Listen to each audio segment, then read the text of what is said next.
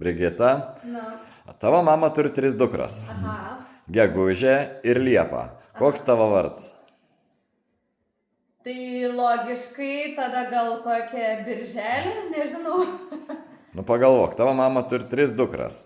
Gegužė ir Liepa. Na, o koks tavo vardas?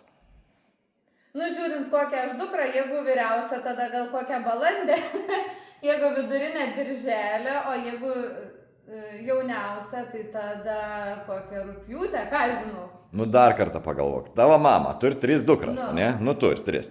Viena yra Gegužė, kita yra Liepa. O koks yra tavo vardas? Nu, tai tu man pasakyk, kokią aš dukrą vyriausia, jauniausia ar vidurinė. Nu tarkim, tu esi vidurinė.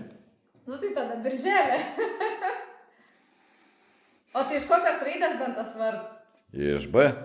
Nu, tai kur klausimas birželį? Brigita, tavo mama turi 3 dukras. Gegužė ir Liepa. Tai tu pats ką tik pasakei. Nu, koks? Nu, Brigita. Nu va.